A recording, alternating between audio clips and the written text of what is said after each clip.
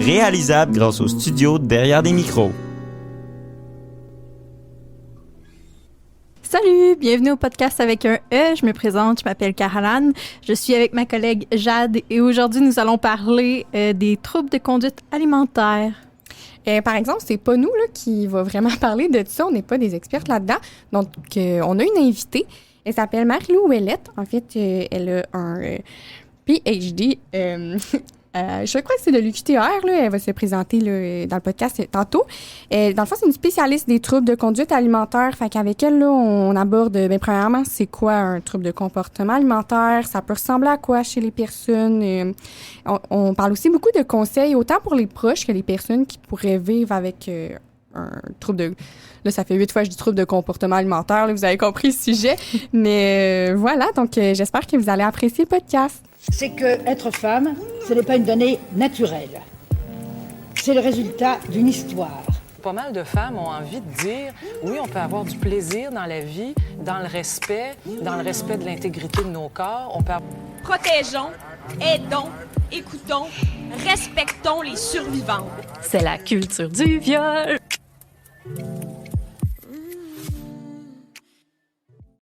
Ben bonjour Marie-Lou, comment ça va? Ça va super bien. Salut les filles, je suis contente d'être là. Bien, on est vraiment contente que tu aies accepté là, notre invitation pour le podcast. Et comme avant de commencer, on voulait juste savoir quel pronom tu utilises. Elle. Elle, parfait. Oui. OK, c'est bon. Et ben pour commencer, là, pour que les personnes qui écoutent te connaissent un peu, est-ce que tu peux nous parler un peu de ton cheminement, puis qu'est-ce qui t'a amené à faire ce que tu fais aujourd'hui? OK. Dans le fond, moi, j'ai un cursus vraiment en psycho. Donc, j'ai étudié vraiment la psycho à partir de mon collégial. Donc, je suis sortie du secondaire. Je suis allée faire sciences humaines, en fait, au collège. Puis, j'adorais ça vraiment beaucoup. Mais il m'a manqué à cette époque-là l'aspect créativité. Donc, j'ai bifurqué pendant 3 ans. Je suis allée faire une technique en design d'intérieur.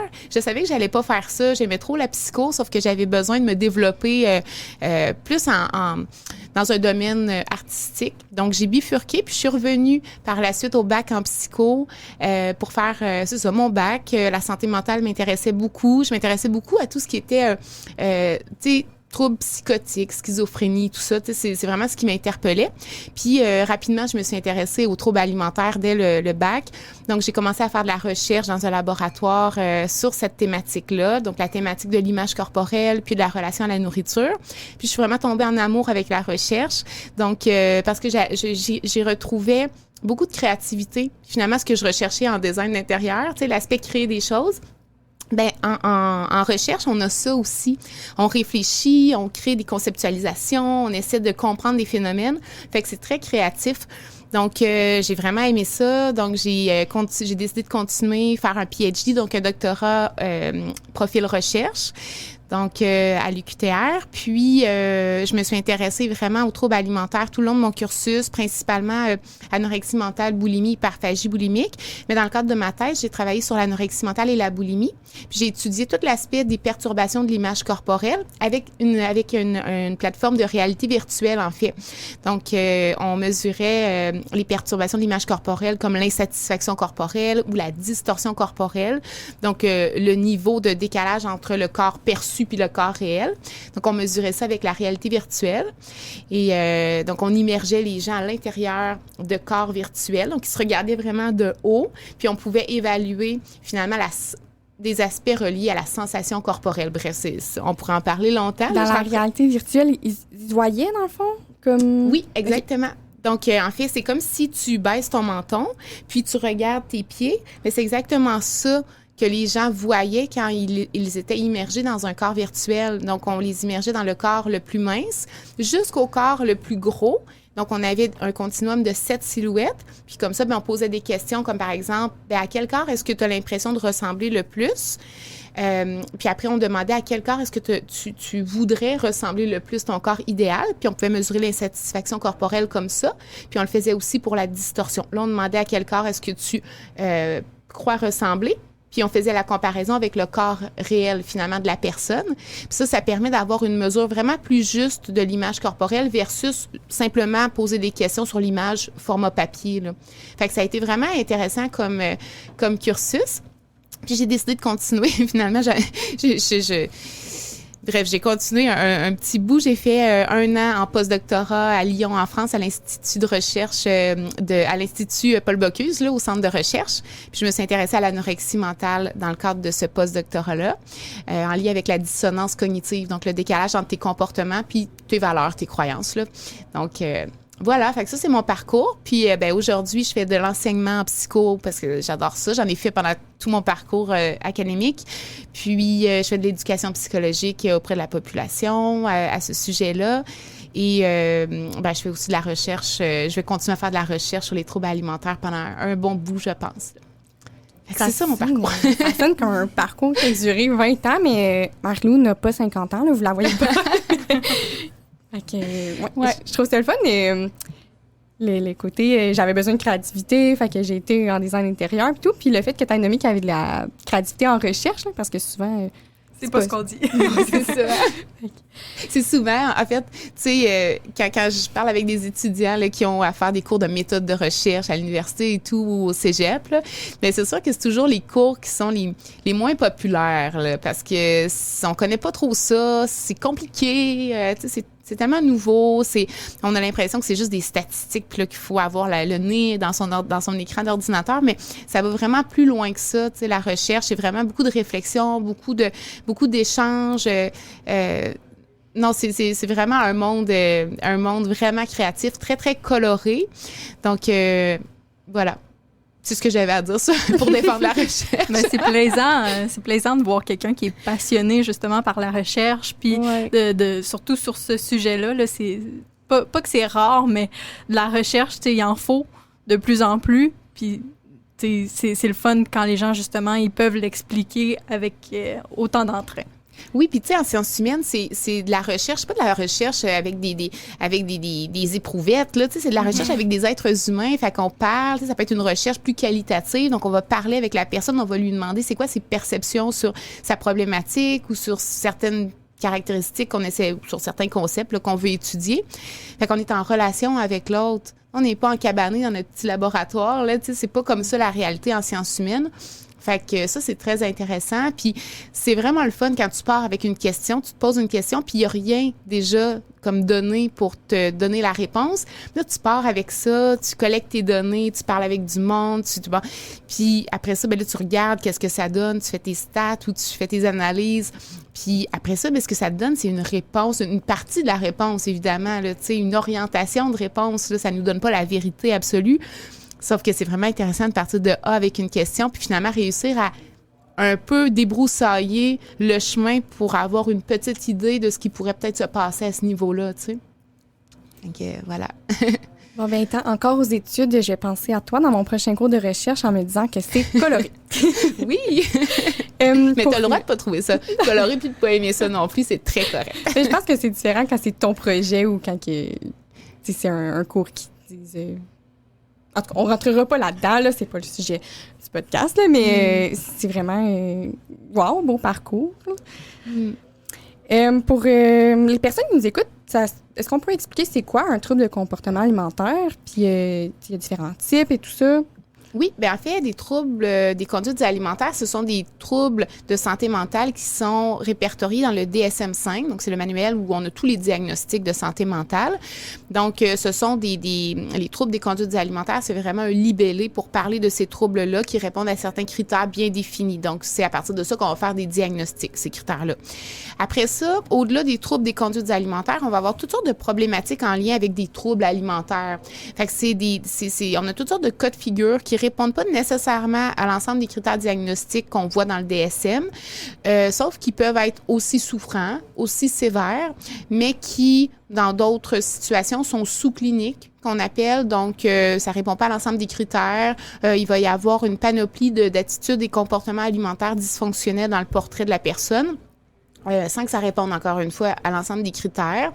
Donc, on pourrait le voir sur un continuum, donc allant de j'ai pas de trouble alimentaire, il y a pas de comportement puis d'attitude alimentaire dysfonctionnelle, jusqu'à l'autre bout du continuum, on a les troubles des conduites alimentaires avérées, puis entre ça, on a les troubles sous-cliniques, puis on a toutes sortes de cas de figure où, par exemple, tu sais, je vous donne un exemple, une jeune fille qui se préoccupe beaucoup de son image corporelle, qui n'a pas de comportement compensatoire, qui se restreint pas encore, mais qui a beaucoup de préoccupations au niveau de son poids, au niveau de son apparence physique, puis qui se regarde toujours dans le miroir, qui est très préoccupée. Déjà, on a la préoccupation pour le corps, pour le poids. Ça, c'est une attitude alimentaire dysfonctionnelle. Mais on n'a pas un trouble alimentaire encore, on n'a pas un trouble des conduites alimentaires parce qu'on n'aurait pas ici l'ensemble des critères diagnostiques. Il n'y a pas de restriction alimentaire, il n'y a pas de comportement compensatoire, il n'y a pas de crise alimentaire. Bon, tu sais. Puis après ça, il faudrait voir, là, c'est complexe, évaluer le portrait clinique de la personne.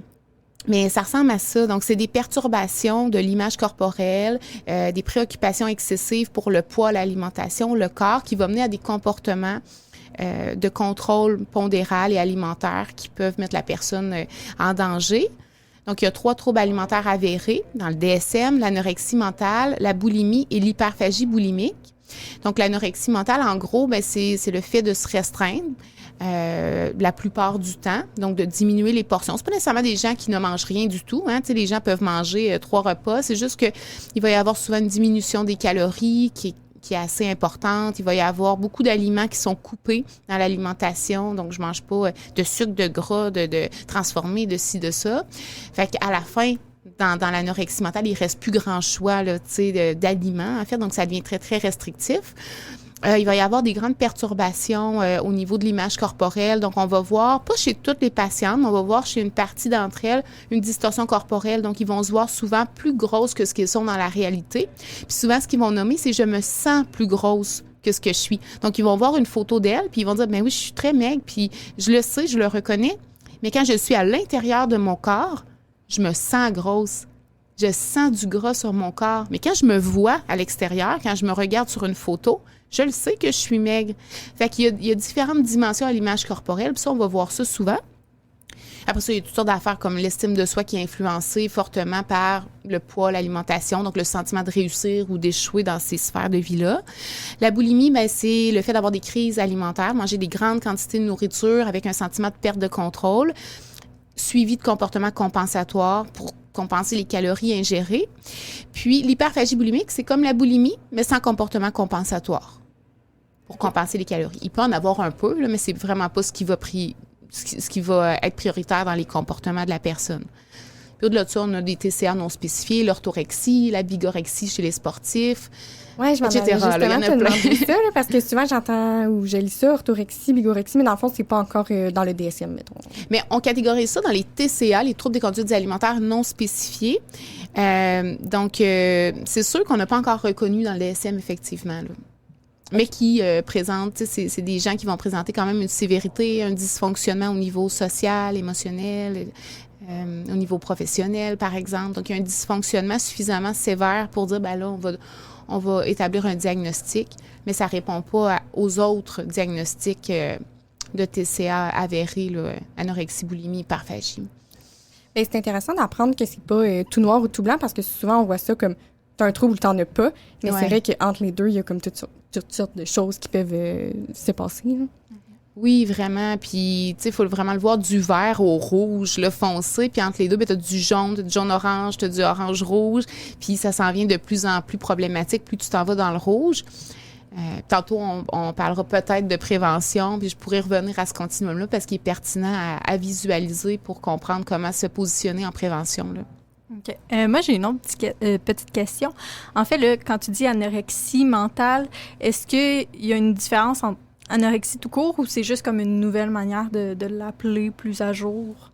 Bien, en fait, il y a une différence dans le libellé des deux mots, dans l'étymologie, là. Donc, l'anorexie, ça réfère au fait de perdre l'appétit.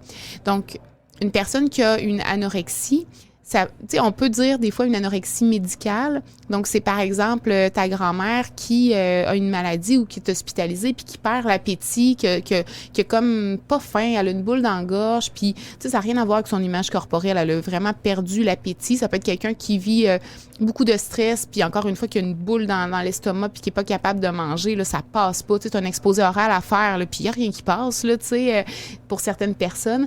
Fait que ça, c'est une perte d'appétit. Évidemment, l'anorexie, on va la diagnostiquer. L'anorexie médicale, on va la diagnostiquer après un certain temps. Là. C'est pas parce qu'on vit un stress une journée puis qu'on saute un repas qu'on est en anorexie, là. Mais l'anorexie mentale, ça réfère vraiment aux troubles de santé mentale. Donc, c'est pas une perte d'appétit, comme ce que je viens d'expliquer. C'est parce qu'en fait, les gens qui ont un trouble alimentaire qui se restreignent ont faim. Ils peuvent avoir moins faim parce qu'il y a des changements au niveau hormonaux. Là, les signaux de faim, de satiété, c'est débalancé à la longue de se restreindre. Là. Mais en général, ils ont faim, là, les gens qui ont une anorexie mentale. C'est pas qu'ils ont pas faim. C'est pas comme dans l'anorexie médicale. Fait qu'ils ont faim. Ils pensent tout le temps à la nourriture. Ils vont se coucher la nuit. Ils pensent juste à ça. Ils vont aller voir des blogs, par exemple, des recettes. Ils vont faire des recettes. Ils vont toucher à ils vont se rapprocher de l'aspect alimentaire pour un peu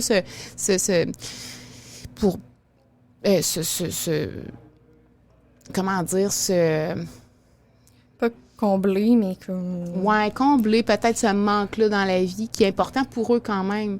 Fait que c'est tout ça pour dire que c'est pas une réelle perte d'appétit physiologique, là, tu sais, c'est ça la différence. Est-ce que ça explique, est-ce que ça te... Oui, très bien. Ça démêle un peu les deux, super.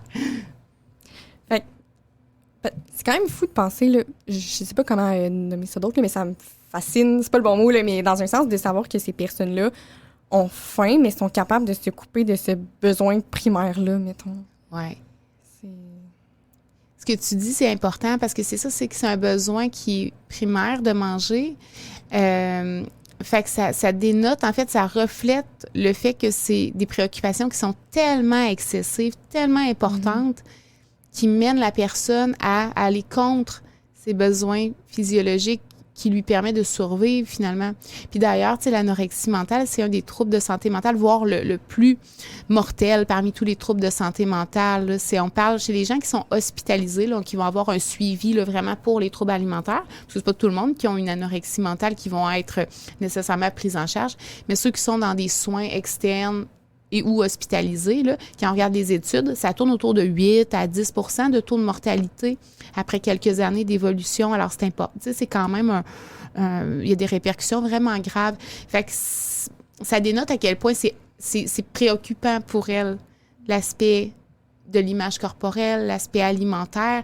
Mais au-delà de ça, tu sais, on découvre de plus en plus qu'il y aurait certains gènes qui sont associés à l'anorexie mentale, notamment un gène qui serait associé au plaisir, à l'euphorie du jeûne, par exemple. Okay. Donc, tu sais, on est au balbutiement de ces études-là, fait que je rentrerai pas trop dans les détails, mais quand même, il y aurait des explications qui pourraient quand même nous aider à mieux comprendre l'anorexie mentale. Ça se développe beaucoup en ce moment dans le milieu des études épigénétiques qu'on appelle, là. Comment nos gènes sont modifiés par l'environnement. Regardez avec un point d'interrogation.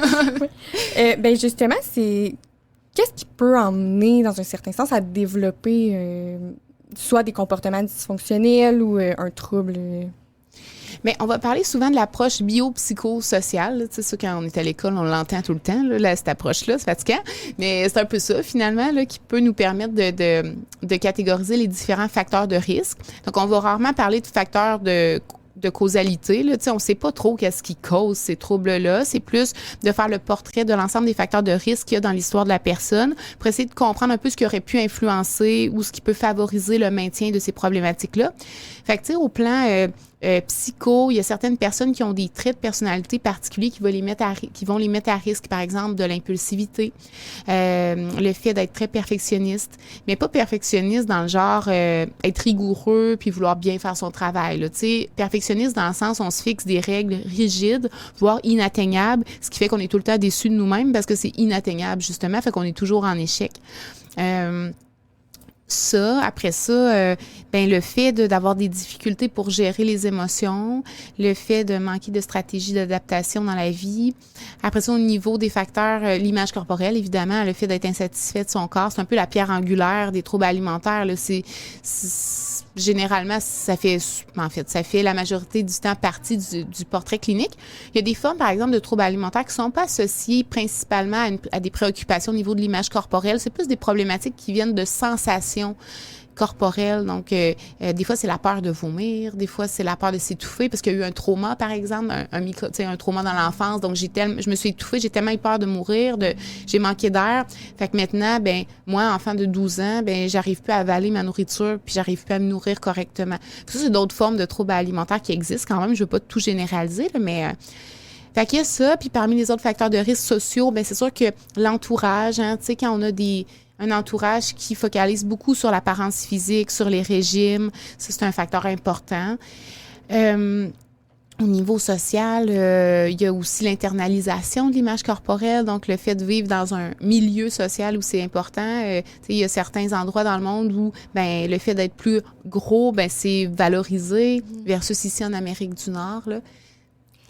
Oui, est-ce que tu penses que les réseaux sociaux, présentement, là, est-ce que tu penses que ça a une influence là-dessus? Parce que on dirait... Personnellement, là, je sais pas si c'est les choses que je suis, mais je vois beaucoup de choses reliées à l'entraînement, à la bonne alimentation, puis à un certain type de corps. Fait que j'imagine que ça doit avoir un impact là, sur... Oui, vraiment. Ça a un impact. C'est sûr, on le voit dans les études de plus en plus. Hein, plus tu passes d'heures devant tous les écrans, en fait, sur les réseaux sociaux, plus les préoccupations corporelles vont augmenter, plus la chance de développer des crises alimentaires va augmenter aussi.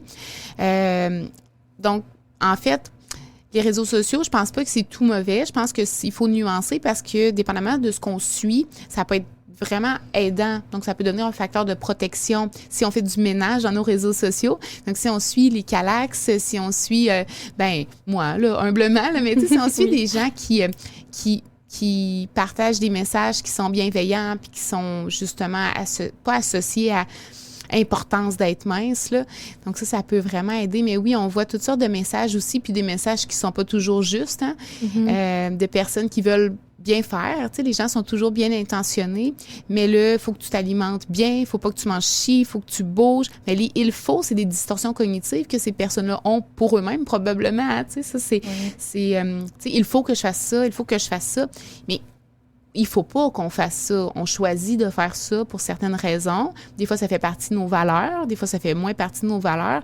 Puis, il faut agir en fonction, il faut choisir des choses en fonction de nos valeurs, puis ce qui est important pour nous, puis en fonction de nos besoins. Fait que des fois, j'ai l'impression que les réseaux sociaux, certaines personnes vont propager des messages, puis c'est pas les personnes qui sont mauvaises, c'est vraiment les messages qui sont moins intéressants. Parce qu'on va propager des messages qui nous envoient des injonctions. Les injonctions, c'est les « il faut faire ». Fait que ça nous met dans des situations où « Oh mon Dieu, mais là, il fallait ça, puis je ne l'ai pas fait, puis que je me sens coupable ». Mais il faut se ramener à se connecter à soi, à nos besoins, tu sais. Puis, est-ce que ça amène le fait que les gens, admettons, qui traversent ce genre de comportement-là ne sont pas nécessairement au courant de ce qu'ils vivent, tu sais, qui peuvent avoir des distorsions puis des choses comme ça? Bien, je pense que ça dépend. Tu sais, on peut conscientiser certaines distorsions si on travaille un peu sur l'auto-observation de soi. Fait qu'il y en a peut-être qui sont au courant, là, qui sont très rigides. Il y en a qui défendent aussi leur rigidité. Tu sais, ils croient dur comme fer que de recommander des diètes très strictes, c'est la bonne chose à faire, par exemple. De plus en plus, ça tend à être très, très bien démontré que c'est risqué, en fait, de proposer des règles très rigides au niveau alimentaire. Ça peut mener à toutes sortes de problématiques de santé mentale qui vont au-delà des troubles alimentaires. Là. Ça peut être vivre du stress chronique parce que tu te sens poche tout le temps, là. Tu te sens inadéquate en tout temps, des troubles anxieux, parce que tu réussis pas à répondre encore une fois, aux injonctions de la société. Fait qu'on sait que ça peut mener à ça peut mener aux troubles alimentaires, ça peut mener à l'augmentation des crises alimentaires, parce que là, tu essaies de répondre à ces « il faut-là ». Fait que tu essaies de te restreindre, tu essaies de rentrer dans un moule, alors que le moule, si on parle du vrai moule, là, corporel, bien, de plus en plus, on va parler du poids naturel et pas d'un poids santé, entre guillemets, qui devrait correspondre à tout le monde. Le poids naturel, c'est celui que tu as naturellement, qui est vraiment influencé par tes gènes. Donc, t'as pas le contrôle là-dessus sur tes gènes. Et donc, c'est le poids que tu as sans restriction alimentaire puis sans excès alimentaire. Donc, c'est celui que tu as en te nourrissant en fonction de tes signaux de faim puis de satiété principalement. Ça exclut pas le fait que tu peux manger parce que tu es avec d'autres personnes, puis tu manges plus de pizza que tu en aurais mangé normalement. Ça va au-delà de tes signaux de faim, puis de satiété plutôt. Sauf que c'est bien correct, ça répond à un besoin social d'être connecté à l'autre. Fait qu'il y a tous ces éléments-là aussi que je veux nuancer, là, mais fait que de plus en plus, on parle de poids naturel, puis il y a certains messages qui nous envoient pas du tout ce message-là. Tu sais, il faudrait aller comme à contre-courant de notre nature physiologique, de nos gènes. Fait que c'est comme Howard Stenger qui travaille à Douglas, là, dans la clinique des troubles alimentaires. C'est une clinique très spécialisée. Et lui, c'est un psychologue, il donne l'image du ballon de piscine. Donc, quand tu te restreins, ce que ça fait, c'est comme si tu essayais de maintenir un ballon là, gonflable dans le fond de l'eau. Tu es tout le temps en tension. Ça risque de remonter à un moment donné. Donc, tout seul. Fait que tu es tout le temps en tension. Le poids naturel, c'est le ballon qui flotte sur l'eau naturellement. Tu ressens pas de tension, d'émotion nécessairement désagréable en lien avec ça. Ton corps s'équilibre lui-même, il retrouve son équilibre, il va trouver le poids qu'il a besoin, le taux de gras qu'il a besoin en fonction d'une alimentation consciente qui est connectée aux signaux de faim de satiété. Donc, je trouve ça très intéressant d'ailleurs de propager ce concept-là de poids naturel. Je pense que ça fait du bien aux gens d'entendre ça. Hein. Ça nous enlève de la rigidité dans laquelle on est, puis ça nous donne un peu de lousse. Oui, vraiment, parce que souvent, on entend, OK, t'es une femme, t'as tel âge, tu mesures telle grandeur, ben tu dois peser tant. Mais en fait, ça varie tellement là, selon plein de facteurs. Fait que... Tellement. Puis tu l'as dit, hein, plein de facteurs. Il y en a des centaines de facteurs qui vont influencer le poids. Puis la majorité, on n'a pas le contrôle dessus. T'sais, on aurait le contrôle sur à peu près 20% de ces facteurs-là. Nos habitudes de vie, on peut les contrôler. Notre poids, c'est une résultante de plein d'affaires. Tu sais, c'est pas quelque chose qu'on devrait vouloir contrôler. On devrait vouloir améliorer nos habitudes de vie. Puis le poids, ben, tu sais, à la limite, là, c'est pas important, ça. Tu sais, si on s'alimente diversifié, on mange de tout, on mange de façon plutôt consciente, on fait pas 10 000 affaires en même temps. Qu'on bouge, mais qu'on bouge en se faisant du fun, en étant avec des amis, qu'on fait des sports qui sont diversifiés. Puis si on n'aime pas le sport, on n'en fait pas. On va marcher ou on fait de l'escalade ou on danse dans notre salon, tu sais. On retient ici vraiment le fun, là. Oui, exact. Puis des fois, c'est pas si le fun que ça. Tu te dis, ouais, moi, tu sais, bouger, tu sais, moi, je trouve ça plus le fun de regarder Netflix. Tu sais, il y en a qui disent ça. Puis c'est correct. On peut essayer de juste trouver un juste milieu. Ça peut être juste de marcher, ça peut être justement de danser dans ton salon, ça peut être de jouer à la Wii, ça peut être, tu sais, il y a toutes sortes de façons de bouger, là, tu sais, le gym, là, c'en est une parmi tant d'autres qui est beaucoup trop valorisée, là, tu sais. On n'est pas obligé d'aller au gym, là. Moi, je déteste aller au gym, tu sais, non, il n'y en a pas question. J'aime bouger, mais pas ça. C'est vrai que c'est très valorisé comme si c'était la seule façon, là, de rester en santé puis être actif, là, mais il y en a 1000. C'est ça, exact. Fait que c'est ça pour dire qu'il y a toutes sortes de facteurs qui vont influencer le poids. Il y en a quelques-uns qu'on peut améliorer, gérer notre stress, on peut travailler là-dessus, gérer nos émotions, trouver des stratégies d'adaptation. C'est des éléments qui peuvent avoir une influence sur notre poids ou sur les quantités de nourriture qu'on va manger, sur notre capacité à gérer notre prise alimentaire, parce que d'être capable d'être connecté à soi, à nos émotions, d'être capable de regarder notre impulsivité passer, notre impulsion plutôt passer, notre impulsion de manger, la regarder passer, avoir des stratégies pour réguler notre prise alimentaire, bien, ça a un impact, tu sais. Puis ça, c'est les émotions. Les émotions ont un effet, finalement, sur peut-être notre poids, mais notre poids, on s'en fout, tu sais, ultimement. Mais les gens s'en foutent pas de leur poids, tu sais. Mais ça, c'est mon rêve. C'est mon rêve qu'un jour, on arrête de focaliser sur le poids comme si c'était un objectif. L'objectif, ça devrait plutôt être de dire, ben moi, je veux me sentir mieux dans mon corps. Ben comment est-ce que je peux faire? Bouger plus. Ça peut être mon objectif. Manger plus diversifié, etc., tu sais. Est-ce que dans certains contextes, ça peut être correct de vouloir modifier son apparence physique? Ah, c'est une bonne question. Tu sais, il y a tellement plein de valeurs associées à ça, tu sais.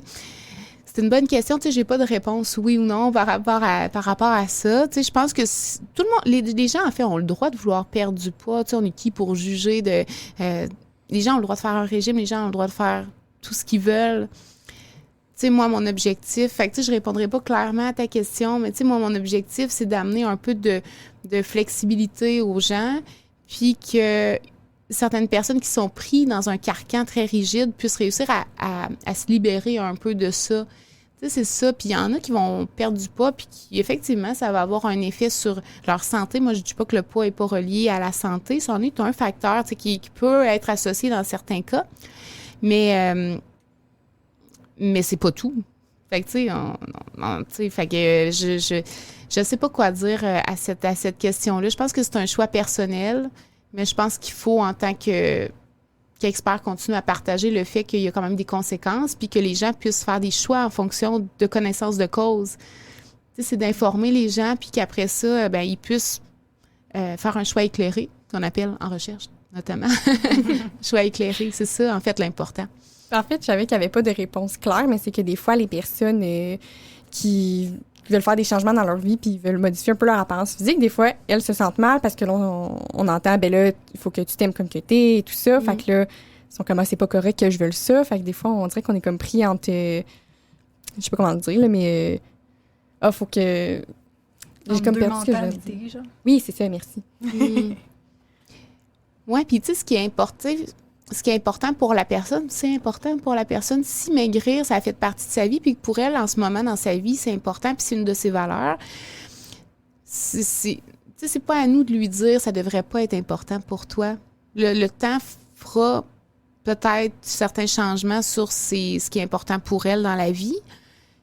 Puis c'est correct. Tu sais, moi, après ça, quand quelqu'un, par exemple, va me dire « Ah, moi, je vais perdre du poids, qu'est-ce que tu me suggères? » Ben, premièrement, je leur dis que moi, je suis pas nutritionniste. Donc, moi, moi, c'est vraiment la relation à la nourriture, mon créneau. Donc, c'est pas l'aspect... Fait que je vais référer vers des nutritionnistes pour qu'ils puissent conseiller, tu sais, la personne. Puis après ça, ben c'est son choix. Tu sais, si c'est important pour elle en ce moment, c'est correct. Je m'obstinerai pas avec quelqu'un qui veut perdre du poids. Parce que, tu sais, je suis qui pour savoir qu'est-ce qui est bien pour la personne? C'est un peu ça. Puis après ça, ben, si la personne elle est ouverte à ce que je lui parle des effets, de focaliser sur perdre du poids, puis d'être toujours dans la diète, ben là, je vais lui parler des effets sur les aspects plus psychologiques en lien avec la santé mentale, en lien avec les effets qu'on connaît actuellement. Mais j'essaie de me détacher de ce qui est important pour moi personnellement, tu sais, puis m'ouvrir à ce qui est important pour les autres, c'est correct, là, tu sais. OK. Puis j'avais une autre question. Mettons par rapport à l'entourage, là, quelqu'un qui serait proche d'une personne qui a ces comportements-là, qui voudrait perdre du poids, en fait. Si la personne, elle nous dit tel quel, ben moi, ce que je veux, c'est perdre du poids, est-ce qu'on l'encourage là-dedans? On doit rester neutre? Comment qu'on agit? Bien, je pense que ça dépend en tant que proche, par exemple, pas en tant qu'intervenant. Là. Non, en tant que proche. Bien, en tant que proche, je pense que si on a des connaissances puis qu'on peut faire un peu de psychoéducation, ça peut être une bonne idée si la personne, elle est ouverte. Après ça, tu sais, quand quelqu'un ne sollicite pas des conseils, il fait juste partager son projet, ben OK, on n'est pas obligé de valoriser ça non plus. Tu sais, je pense que c'est là que ça joue, c'est de limiter nos commentaires sur le poids de la personne, de limiter les commentaires sur ben t'es correct comme ça. T'sais, évitons de commenter le poids de la personne ou son apparence ou si elle est correcte. Si nous on juge qu'elle est correcte ou pas comme ça, c'est pas tellement à nous de juger ça. Fait qu'on peut juste écouter la personne, puis OK, ben tu veux perdre du poids, ben pourquoi? On peut poser des questions. Qu'est-ce qui, peut-être pas pourquoi, parce que ça amène à se justifier souvent, là, mais on peut demander à la personne qu'est-ce qui te préoccupe dans ton poids, puis ouvrir la discussion, mais juste dans une optique d'écouter activement la personne. Puis, OK, à la fin, tu n'as pas besoin de trouver une réponse ou un conseil, mais juste de l'écouter, la personne, puis dire OK. Puis peut-être qu'elle va te parler de préoccupations plus en lien avec son alimentation ou des préoccupations en lien avec son image corporelle. Bien là, après ça, de parler d'image corporelle, de dire, ah ouais, moi aussi, des fois, je me préoccupe de mon image, tu sais, des fois, je me trouve bien, puis le lendemain, je me trouve moins bien, puis de partager simplement des faits, puis ce qu'on vit, c'est correct, tu sais, sans vouloir trouver une bonne réponse. Fait que là, ça ouvre sur parler de l'image corporelle, mais sans parler de l'apparence physique. Là, on parle de préoccupation. Puis ça, c'est correct d'ouvrir la discussion là-dessus. Justement, souvent, je trouve que les gens, ils veulent dire, exemple, je sais pas, ils veulent supporter, exemple, leur ami qui veut perdre du poids. Ah, bravo, ça paraît, puis tout, mais je pense que ça aussi, là, ça a un impact qui peut être négatif, là, de valoriser, justement, une perte de poids. Oui, parce que en fait, c'est, tu sais, il y a des gens qui vont dire, ah, moi, ça me fait plaisir de me faire dire que j'ai perdu du poids. Fait mais en fait, les conséquences, faut pas les voir à court terme nécessairement non plus. Puis il y a des gens que ça dérange énormément aussi de se faire dire qu'ils ont perdu du poids parce que là, ils sont conscients que les gens valorisent encore leur apparence. Puis en même temps, ben, tu sais, ça peut dire à la personne, ben, t'étais pas correcte avant, puis là, t'es correcte. Fait que, tu sais, il y a des gens qui sont très conscients de ça, puis ça peut les mettre en colère ou les déranger. Mais en fait, c'est ça, les conséquences, ils peuvent être plus à long terme, même chez les personnes qui sont contentes de se faire complimenter parce que on n'est pas toujours conscient qu'on est en train de développer une relation malsaine avec notre corps. Puis, de valoriser constamment l'apparence physique, la perte de poids. C'est comme si on envoie le message, ben être mince, c'est correct, être gros, c'est pas correct, puis avant, t'étais pas correct, là, t'es correct. Mais la personne qui se dit, ben là, j'ai des comportements qui sont pas nécessairement agréables, soit je me restreins, j'ai tout le temps faim, puis là, j'aimerais ça me sortir de ça puis recommencer à manger normalement, mais si je recommence à manger normalement, je vais peut-être reprendre un peu de poids, ce qui serait normal, ce qui serait bien correct. Sauf que là, les gens me féliciteront plus, j'aurai plus de valorisation. Fait que non, il faut que je continue à me restreindre parce que sinon, qui je vais devenir si je ne suis plus la personne qui est capable de rester en contrôle de son alimentation puis de son corps? Fait que des fois, c'est ça, en fait. C'est que la personne, elle est en train de développer des patterns qui sont dysfonctionnels, mais elle s'est tellement fait valoriser pour ça qu'elle se dit qui je vais être après si je reprends mon poids. Fait que là, ça te maintient dans des comportements qui sont finalement dangereux pour ta santé. Fait que c'est pas plus santé, là, tu sais, d'être mince dans ce temps-là. Il y a ça. Après ça, mais on sait jamais qu'est-ce que la personne est en train de vivre. La personne, elle peut prendre ou perdre du poids quand elle est en chimiothérapie pour un cancer, par exemple. Elle n'a pas nécessairement le goût de te le dire. Fait que ça se peut qu'elle dise « Ah, merci, oui, j'ai perdu du poids ». Elle n'a pas nécessairement le goût de dire qu'elle a une maladie grave. Tu sais, c'est ça aussi. Les gens disent « Ah, ben les gens sont contents quand on leur dit qu'ils ont maigri ». Mais peut-être que la personne, elle ne dit pas vraiment toute la vérité. La personne, elle peut perdre ou prendre du poids parce qu'elle est stressée de façon chronique, parce qu'elle a des troubles anxieux, parce qu'elle a un trouble alimentaire.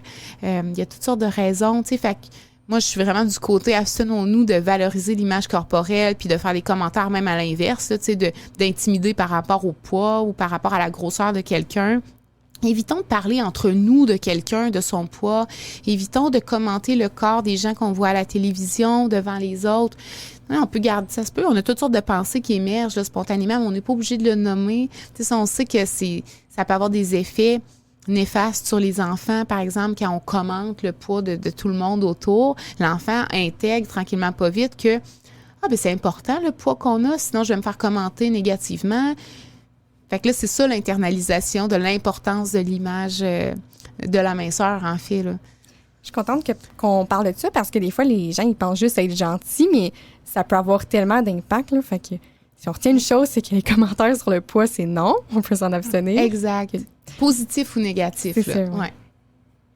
Puis de dire, admettons, qu'une personne est belle, ben, admettons, OK, il y a une personne devant toi, tu sais qu'elle a perdu du poids, mais sans parler de son poids, tu lui dis juste qu'elle est belle. Est-ce que ça rentre aussi dans une forme de catégorisation comme si tu parlais de son poids ou c'est vu que c'est comme plus, à titre plus large, c'est mieux? Bien, tu sais, ça dépend de plein de facteurs, mais tu sais, si on a une personne qui a un poids yo-yo, là, tu sais, je sais pas, moi, on a une cousine, une mère, ma tante, une amie, tu sais, qui fait vraiment le yo-yo avec son poids, là, tu sais, à chaque 6 mois, il y a une perte ou une prise de poids, puis qu'à chaque fois qu'elle perd du poids, on lui dit « Ah, t'es belle », tu sais. Bien, ça dépend, tu sais, mais là, si à chaque fois, c'est comme ça, bien, la personne peut, tu sais, par déduction, comprendre, bien, à chaque fois que je maigris, j'ai des compliments sur ma beauté. Fait qu'il y a ça. Mais je pense que c'est correct de dire aux gens qui sont resplendissants, magnifiques. Tu sais, je pense qu'on peut dire à quelqu'un « Ah, c'est beau comment t'es habillé ». Je pense qu'on peut avoir des commentaires sur l'apparence en tant que telle, mais je pense que c'est de réduire le nombre, de pas toujours commenter l'apparence. Il y a des gens, des fois, j'ai connu des gens comme ça, à chaque fois que tu arrives au bureau, bien, c'est toujours un check-up sur comment t'es habillé. Ah, c'est beau, qu'est-ce que tu portes? Ah, tes cheveux. C'est toujours focalisé sur l'apparence. Fait que là, t'es quasiment stressé d'arriver. Je suis correct aujourd'hui, tu sais? Fait que, tu sais, je pense que c'est en termes de fréquence qu'on peut déjà s'auto-observer puis se dire, est-ce que moi, les commentaires que je fais sur les autres, c'est toujours en lien avec l'apparence, en lien avec la beauté, en lien avec le poids aussi, en lien avec l'habillement, où je suis capable de complimenter des aspects plus en lien avec les traits de personnalité, les aptitudes de la personne, les compétences de la personne, les bons coups de la personne. Plus on valorise les autres choses qui sont pas de l'apparence physique, mais plus on est en train de permettre à la personne de se valoriser à travers des sphères différentes, diversifiées, pas juste le corps. Fait que, OK, je suis pas juste un corps qui peut être beau ou laid ou moyen ou so-so. Je peux aussi être une bonne collègue parce qu'on me complimente sur mes bons coups. Je peux être compétente dans mon emploi. Je peux être une bonne amie parce qu'on me dit que mes amis m'ont dit que merci d'être là pour moi, tu m'écoutes, puis ça me fait vraiment du bien. Je suis contente de t'avoir dans ma vie. Ah, OK, je suis une bonne amie aussi. Fait que là, je me fais valoriser pour mon moi social, mon moi relationnel, mon moi professionnel. Tu sais, vous comprenez un peu qu'est-ce que je veux dire? Et ça, c'est une clé de diversifier ses sources de valorisation. Puis je pense qu'en tant que proche, en tant qu'ami, bon, on participe tous à ça, la diversité de valorisation des autres qu'on côtoie par nos commentaires puis tout ça. Fait que je te dirais, c'est pas noir ou blanc, tu sais, mais c'est déjà de s'auto-observer à quel point est-ce que ça fait partie de ce qui sort de notre bouche constamment, là, tu sais. Justement, un peu en lien avec ça, tu sais, de faire attention à ce qu'on dit, mais qu'est-ce qu'on peut faire en général en prévention plus? En prévention des troubles alimentaires? Oui. Il y a différents niveaux. Là, si on parle là, au niveau de l'organisation des programmes de prévention, là, je parle très... ça, c'est de façon très macroscopique, là, mais il y a différents types de prévention. Il y a de la prévention universelle, donc qui va toucher l'ensemble des gens. Peu importe, sont-ils à risque de présenter des troubles alimentaires ou pas. Puis, on peut glisser également vers de la prévention plus ciblée quand on a des gens qui sont plus à risque, puis avec des gens qui ont déjà peut-être développé certaines attitudes et comportements alimentaires dysfonctionnels. Donc, en prévention universelle, il y a certaines choses qui sont importantes. Déjà, on va viser davantage les facteurs de protection. Donc, on va moins parler des facteurs de risque, par exemple, des conséquences des troubles alimentaires. On va moins aborder l'idée de, par exemple, comment gérer, par exemple, son impulsivité. Ça va être moins axé là-dessus. Ça va être plus axé sur les facteurs protecteurs. Fait que, par exemple, comment est-ce qu'on peut arriver à mieux gérer ses émotions? Comment est-ce qu'on peut arriver à avoir une diversité d'outils dans notre coffre à outils pour gérer nos problèmes, nos difficultés de la vie? Autrement que par la nourriture, par exemple. Ça, c'est en arrière, là, entre parenthèses. Ça, c'est nous, en tant qu'intervenants, qui se dit ça. Ça va permettre aux jeunes, si je suis en train de lui permettre de développer une diversité d'outils, ça va lui permettre de ne pas avoir un seul outil, exemple la bouffe, pour gérer tous ses problèmes. Ça, on garde ça pour soi. Puis, on valorise la diversité des stratégies. On peut travailler sur l'estime de soi, on peut travailler sur l'affirmation de soi, on peut travailler sur comment est-ce qu'on identifie nos besoins, nous, en tant qu'être humain, comment je peux arriver à mettre des limites claires dans mes relations sociales. Ça, c'est tous des facteurs de protection. Puis, on va moins parler des comportements compensatoires inappropriés. Je les nommerai pas parce que, justement, je veux en parler là un peu. Puis, en même temps, je veux pas trop en parler. Les comportements compensatoires inappropriés, on va essayer de pas les nommer. En fait, on va pas parler de ça parce que ça peut donner des idées à certaines personnes. Tu sais, avant de savoir les stratégies qu'on peut faire pour perdre du poids, on le sait pas, puis c'est bien correct de même. Tu sais, on n'est pas tenté d'utiliser quelque chose qu'on connaît pas, là, tu sais, qu'on sait pas qu'on peut faire. Vous voyez pourquoi je vous en parle même pas, là, pour vous dire de pas en parler non plus. C'est un peu la même chose avec la consommation de substances. En prévention universelle, on n'étalera plus tous les effets de toutes les drogues aux jeunes qui sont pas à risque de présenter un trouble de l'usage de substances parce que ça peut donner des idées aux jeunes. Tu sais, dire que telle substance, ça permet de si ça peut être attrayant.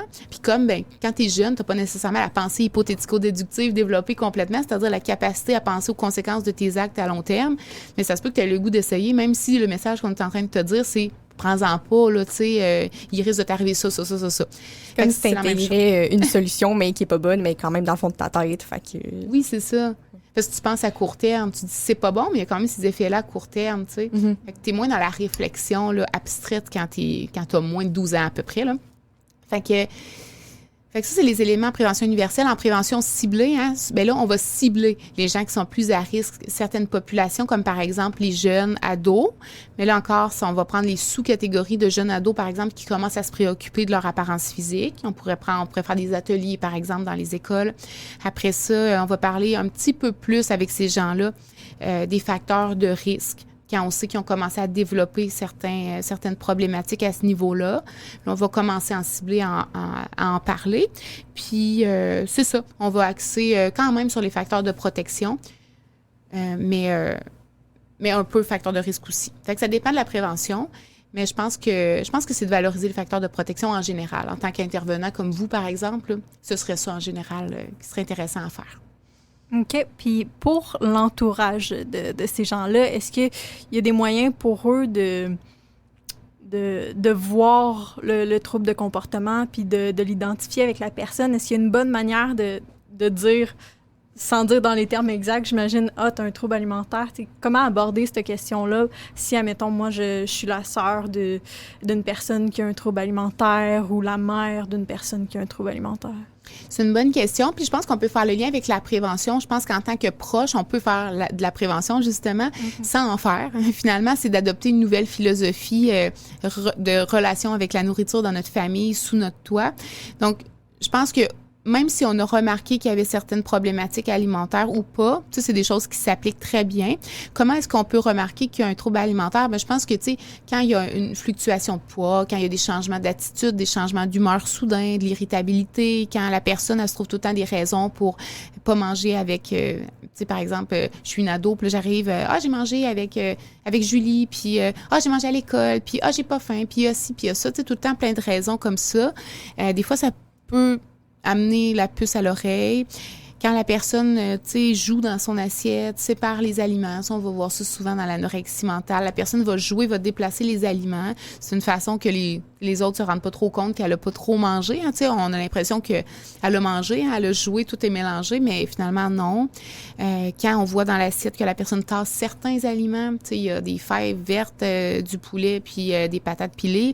Puis là, tu vois que les fèves ont été mangées, un petit peu de poulet, puis presque pas de patates. Tu sais, ça, c'est pas nécessairement ça. C'est vraiment un exemple, tu sais, vraiment peut-être trop concret, là, tu sais. Mais, tu sais, c'est des exemples. On peut observer certaines choses comme ça. Les gens, là, je parle d'anorexie mentale, mais il y a toutes sortes d'autres troubles, mais l'anorexie mentale, les gens vont avoir froid souvent, donc ils vont souvent garder un manteau. Ils vont peut-être mettre des vêtements larges pour cacher la maigreur à leurs parents, à leurs amis, pour pas qu'ils s'inquiètent. Ça peut être de s'isoler, ça peut être de se regarder constamment dans le miroir. Tu sais, on va voir, tu sais, je vois ma fille ou mon garçon ou qui s'observe beaucoup. Très souvent dans le miroir, qui se taponne. Hein, tu sais, le fait de se toucher constamment le ventre, les os, en regardant la télé, peu importe, là, ça n'a pas besoin d'être devant le miroir, mais tu sais, ça dénote des préoccupations de la personne. Ça peut être de parler tout le temps de poids, de parler tout le temps d'aliments, en tout cas, il y en aurait plein, là, des signes. Fait qu'après ça, comment on peut prévenir en tant que proche? Bien, je pense que c'est de favoriser une relation saine avec la nourriture. Donc, par exemple, éviter les commentaires sur le poids et sur l'assiette aussi. Donc, ne pas commenter les portions, ne pas commenter ce que la personne mange. Ça risque de faire juste augmenter l'anxiété de l'enfant ou du proche. Fait que c'est comme une limitation du risque qu'on est en train de faire. Tu sais, c'est plutôt que de faire quelque chose, donc de commenter parce qu'on est inquiet, bien, des fois, il vaut mieux rien dire pour justement pas favoriser l'anxiété ou bon. Est-ce que tu peux donner des exemples de commentaires là, qu'on peut entendre des fois qui paraissent banals sur l'assiette, mettons? Ben, tu sais, des fois, les gens vont dire t'as encore faim? Ben, c'est bon, mange. Fait que peu importe, des fois, c'est vraiment bienveillant, là, tu sais, sauf que c'est pas une critique nécessairement. Tu sais, ça peut être de dire, t'as pas assez mangé, reprends une part, d'obliger quelqu'un à reprendre une part de gâteau, peu importe. Tu sais, des fois, la grand-mère ou, tu sais, faut en reprendre, faut manger du dessert absolument. Fait que, tu manges pas de dessert? Je l'ai fait pour toi, c'est comme... ben là, on est en train de favoriser, c'est toujours bienveillant, c'est pas des gens méchants là, qui font ça nécessairement, là, sauf que on est en train de déconnecter la personne de ses signaux internes, de ses signaux physiologiques de faim, de satiété pour des indicateurs externes, des signaux externes. L'autre personne voudrait que je mange son dessert. Fait que là, on est en train de se déconnecter soit par la force des choses, tu sais. Il y a ça... Il y a le fait de dire tu manges pas assez, tu manges trop, ouais, tu vas manger ça pour vrai, se faire engraisser. C'est des affaires de même, là. Ouais. Ça, c'est des exemples. Sinon, si on continue sur les éléments de prévention en termes de proches, bien, d'encourager à bouger pour le plaisir, à bouger pour sa santé mentale, pour avoir du temps pour soi, pour se calmer avant un examen, par exemple, pour gérer ses émotions, pour se sentir plus énergique. Parce que, tu sais, quand des fois, on se sent fatigué, en fait, c'est parce qu'on a tellement été en inaction toute la journée que c'est pas du sommeil qu'on a besoin, c'est plus de se mettre en action. Puis là, on voit finalement que ça nous donne de l'énergie d'aller marcher ou d'aller faire un petit jogging ou d'aller jouer avec ses enfants dehors. Fait que ça peut être pour toutes sortes de raisons autres que le poids. On peut valoriser les qualités autres que l'apparence physique, comme je disais. Pas obligé la personne à manger. Hein? Ah, je suis inquiet, mange-en plus. Non, parce qu'en fait, ça va créer souvent une association entre repas et anxiété.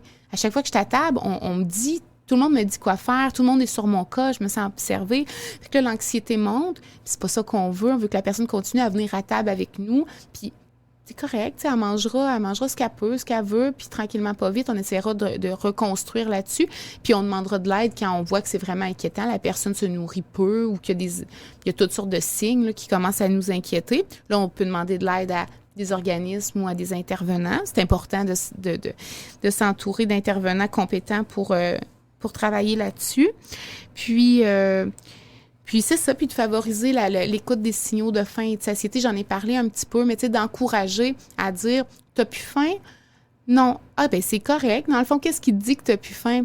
Ah, ben là, je sens que mon ventre commence à être gonflé un petit peu, puis je commence à expirer plus. Tu sais, les enfants vont nous dire toutes sortes de choses. Là. J'ai l'impression que ma bédaine est bien remplie, là. C'est correct. Ah, ben parfait. Fait qu'on aide l'enfant à identifier les signaux de faim de satiété. Ça va vraiment beaucoup aider. C'est ce que j'avais à dire sur la prévention. Bien, merci. Bien, justement, quand là, je vous mentirai pas, là, on est en plein été, mais quand le podcast va sortir, on va être proche des fêtes. Les événements familiaux, là, si je me trompe pas, ça peut être très anxiogène pour les personnes qui ont des troubles de comportement alimentaire. Est-ce que tu peux nous parler un peu de qu'est-ce qui est stressant pour ces personnes-là dans ces événements-là? Bien, il va y avoir plein de peurs différentes. Hein, dans les événements comme ça, il va y avoir la peur de perdre le contrôle sur la nourriture parce que là, il peut y avoir des buffets, il peut y avoir de la bouffe qui est pas nécessairement hypocalorique comme ce que je suis habituée de manger. Je suis un régime ou bien encore, ben je suis dans une certaine restriction qui m'empêche de manger toutes sortes d'aliments. Fait que là, ça me rend anxieuse d'être exposée à ces aliments-là. Est-ce que je vais être capable de me contrôler? Après ça, la peur d'avoir des commentaires sur son poids. Tu sais, il y a souvent quelqu'un... Quand c'est la famille là, large, il y a souvent des gens qui sont moins au courant de comment on est censé se comporter en 2022 par rapport au corps de l'autre, puis qui vont peut-être te faire un check-up sur le corps, tu sais, ça arrive ça dans certaines familles, pas toutes là évidemment, là, mais fait qu'on peut être anxieux par rapport à ça. Ça peut être la peur de pas savoir comment faire pour se restreindre puis continuer notre régime ou notre restriction alimentaire. La peur d'être jugé. Les gens qui ont une hyperphagie boulimique, là, des fois, vont nous rapporter ça. Ils vont dire, moi, je mange tellement des grandes quantités de nourriture que je sais même plus c'est quoi une portion normale. Fait que moi, ça me rend vraiment anxieuse, d'être devant d'autres personnes qui vont peut-être juger le contenu de mon assiette. Fait que c'est tout ça qui peut rendre anxieux la personne. Mm-hmm. Puis quels conseils on pourrait leur donner à ces personnes-là qui se sentent comme ça? Bien, je pense que il y a comme la notion avant, puis la notion pendant, puis la notion après aussi. Mais tu sais, avant l'événement, je pense qu'il y a une préparation à avoir qui peut vraiment être aidante. Tu sais, déjà de se connecter à ce qui est important pour soi dans cette soirée-là. Parce que, tu sais, aussi, on n'a pas envie de voir ce monde-là. Tu sais, on n'est pas obligé d'y aller non plus. Là, c'est-à-dire que ça peut avoir pas rapport avec les troubles alimentaires. Puis, tu sais, on n'est pas obligé là, de faire des choses qu'on n'a pas envie. Mais si on a envie, c'est parce qu'il y a des choses qui sont importantes pour nous dans cet événement-là. Ça peut être d'être avec ces personnes-là, ça peut être d'être avec ces amis-là. Moi, j'aime mes amis, c'est important pour moi de les voir, d'être avec sa famille. Moi, ma famille, elle est importante pour moi. Donc, on peut lister déjà avant l'événement tout ce qui est important pour moi, puis qui va finalement, qui devrait transparaître dans cette soirée-là, qui devrait être là, présent là, tu sais. Donc, on peut déjà faire la liste, même sur un papier. Qu'est-ce qui est important pour moi dans cette soirée-là? D'avoir des conversations, de rire, de jouer à des jeux, de voir mes cousins, d'être en relation avec ma famille, de voir le Père Noël arriver, puis tu sais, en tout cas, tu sais, vous voyez, il peut y avoir toutes sortes de choses, qu'on peut déjà lister ça. On peut se connecter à soi puis se demander comment est-ce que je me sens en ce moment avant de partir là, à la soirée. Est-ce que je suis anxieuse? C'est quoi mon niveau d'anxiété de 0 à 10? Donc, déjà, d'identifier comment est-ce qu'on se sent sans se dire je vais changer mon émotion. Si je suis anxieuse, c'est bien correct. Sauf que de l'observer simplement pour apprendre à se connaître au travers de ce défi-là. De le voir aussi comme un défi ou comme, tu sais, un défi qu'on se donne. Ben, OK, je vais me donner ce défi-là plutôt que de voir ça comme une fatalité ou quelque chose qui risque de se passer mal absolument. On peut essayer de se dire, ben, OK, il y a plein, tu sais, la réalité fait en sorte que ça se peut que ça se passe vraiment bien puis que ça soit une occasion qui m'apporte, ça se peut que je ris toute la soirée, que j'ai du fun, puis tu sais, il n'y a pas juste des malheurs qui risquent d'arriver. Donc, d'essayer de voir ce qui pourrait m'arriver de le fun. Fait que ça, on peut tout écrire ça, émotions, ce qui pourrait m'arriver de positif, de favorable, puis également ce qui est important pour moi. Puis pendant la soirée, on peut se rappeler ça. Fait que si à un moment donné, j'ai plus de difficultés, bien, on peut, je sais pas, photographier notre feuille avec ce qui est important pour nous, puis le réouvrir si à un moment donné, on est en train de flancher, puis de se ramener à ce qui est important. OK, ce qui est important, c'est d'être avec eux, je les aime, ma famille est importante, je veux me faire du fun, je veux jouer à des jeux en famille, etc. OK, je me recentre sur ce qui est important pour moi. Pas pour dire les autres affaires, mon anxiété, c'est pas important, mais pour se dire, je vais amener mon faisceau lumineux, mon attention sur autre chose, plutôt que de ruminer mon anxiété, de nourrir mon anxiété. C'est un peu ça. Puis pendant, on peut déjà se dire, je suis pas obligée d'aller à la soirée de Noël toute la soirée. Je peux choisir d'arriver plus tard. Je peux choisir de partir plus tôt. Je peux choisir d'aller faire mon tour. Ce sera déjà ça. Puis il faut être capable de tolérer le fait que ça se peut qu'il y en ait qui soient pas contents, là. Puis c'est bien correct. Dans le fond, là, tu es en train d'écouter tes besoins à toi. Tu es connecté à tes besoins à toi. Ça fait pas l'affaire de tout le monde, ça, dans la vie, tout le temps, là. Puis c'est correct, ça.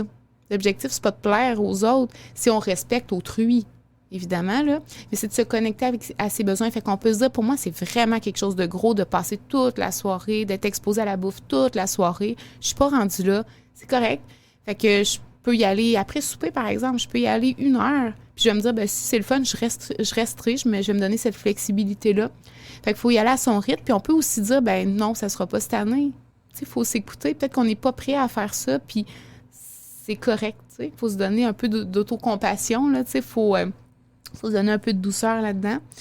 Puis, on peut s'allier aussi avec quelqu'un. Ce serait mon dernier point, là, si, par exemple, notre partenaire, vient avec nous, puis qu'il est au courant, puis que ça ne nous dérange pas de partager ça avec cette personne-là, peut-être qu'on peut dire, « Hey, tu sais, moi, ce soir, ça va être difficile pour moi. Je l'appréhende vraiment, ça me rend anxieuse. Ça se peut que j'aille dans la salle de bain à un moment donné, juste pour respirer, faire des exercices de respiration, puis me recentrer. Ça se peut qu'à un moment donné, je te laisse. Ça sera pas long, mais je vais aller compter les lumières dans l'arbre de Noël, juste pour me mettre dans un état de pleine conscience, parce que là, je suis déconnectée, puis mes émotions sont en train de m'envahir. Fait que juste d'avertir 1 ou 2 personnes significatives à qui on veut en parler, si on peut, ça peut être vraiment aidant pour pas se sentir inadéquat. Il y a quelqu'un qui le sait au moins, là, pourquoi je suis en train d'agir comme ça, de m'éloigner un peu, tu sais. Que c'est ce que j'aurais à dire. Okay. Je vais m'arrêter là, parce que je pourrais parler toute l'après-midi de ça. Je vais poser une autre question par rapport à ça, parce que tu as aussi mentionné le après. Tu sais, advenant le cas qu'une personne perd le contrôle, puis qu'elle mange beaucoup, puis pas que c'est pas correct, c'est normal de manger plus, je crois, dans le temps des fêtes, puis qu'elle se sent mal après. Qu'est-ce qu'on dirait à cette personne-là?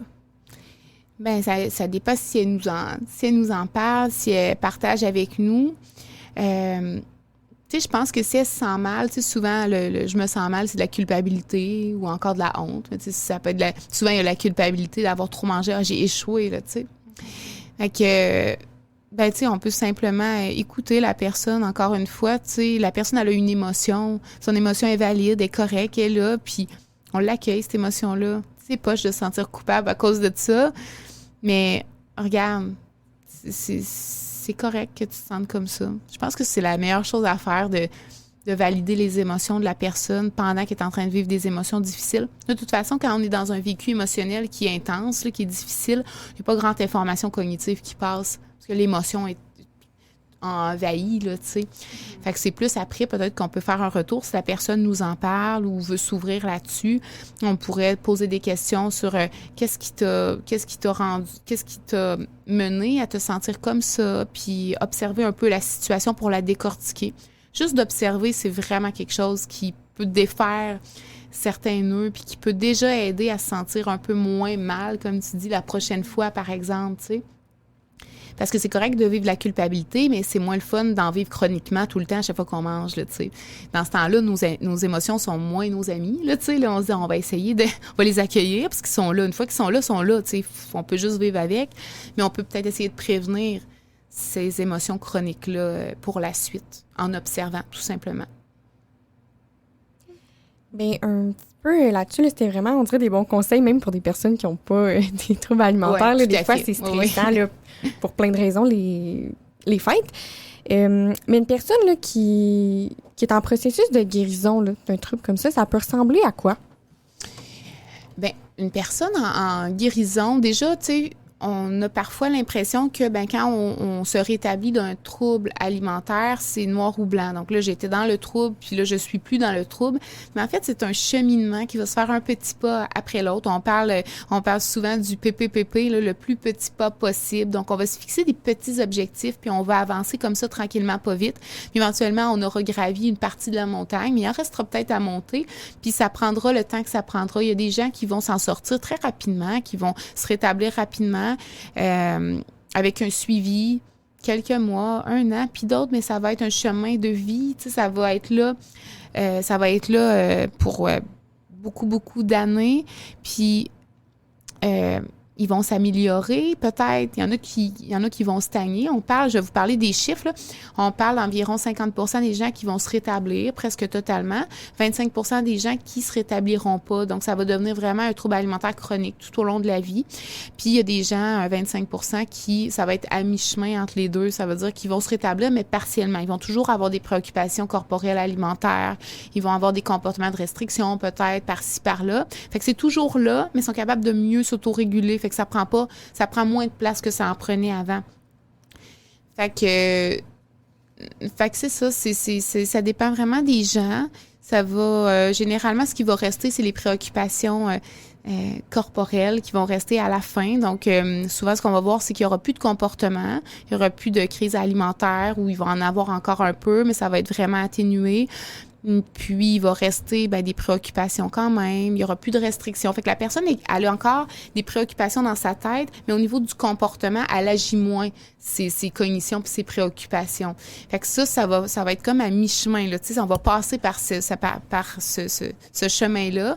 Puis, il y en a qui s'en sortent complètement, qui ont plus vraiment de préoccupations corporelles, qui s'en sortent même très, très bien parce qu'ils ont fait un cheminement même mieux que les gens qui n'ont pas un trouble alimentaire. Fait qu'ils tendent plus vers une alimentation intuitive, puis ils sont vraiment mieux avec leur corps, avec eux-mêmes. Fait que ça dépend vraiment des gens, là, à quoi ça va ressembler.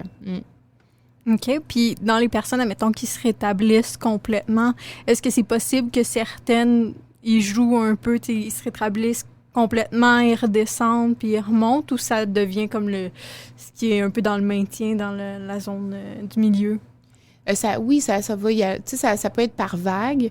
Il y en a qui seront plus confrontés jamais après leur rétablissement à ces préoccupations-là. Tu sais, vraiment, il y a d'autres choses qui s'est passé dans la vie. Il y a des gens qui me comptent des fois là, que quand ils ont eu, par exemple, ils ont rencontré telle personne, se sont mis en couple, puis ça a comme tellement changé parce que cette personne-là a amené une dimension différentes dans leur vie. Puis ça a comme fait changer bien des affaires, peu importe qu'est-ce que c'est, la chose que la personne a apportée, mais des fois, c'est vraiment le changement de contexte de vie qui fait que ça n'a plus de fonction, le trouble alimentaire. Ça avait une fonction de me rassurer, de me sentir adéquate.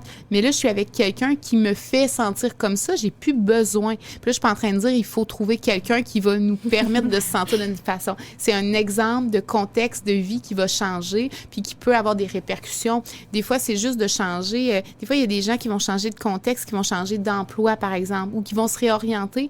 Puis ça permet de diminuer les symptômes juste parce qu'on change le contexte de vie. Le fait de consulter, c'est une façon de changer son contexte de vie parce que là, tu as quelqu'un qui t'accompagne, qui t'aide à moduler à t'auto-réguler finalement. Là, j'ai perdu la question que tu m'as posée initialement. C'était, est-ce que oui, il y a des vagues? Excuse-moi. Est-ce que ça peut redescendre? Fait que c'est ça. Fait qu'il y a des gens qui vont changer de contexte, puis ça redescendront pas, ils retomberont pas. Puis il y a des gens qui vont avoir des rechutes. Il y a des gens qui, sans parler de rechutes, vont avoir des chutes. Donc, puis qui vont se reprendre tout de suite. Fait que ça dépend vraiment des gens. Mais il faut se pardonner. C'est pas parce qu'on rechute qu'on a déboulé la montagne. Au contraire. C'est un défi, c'est un obstacle, c'est parce qu'il y a une roche que tu n'avais pas vue avant sur ton parcours, puis là, ça va être quelque chose à monter, mais tu t'as pas déboulé, tu as déjà évolué beaucoup.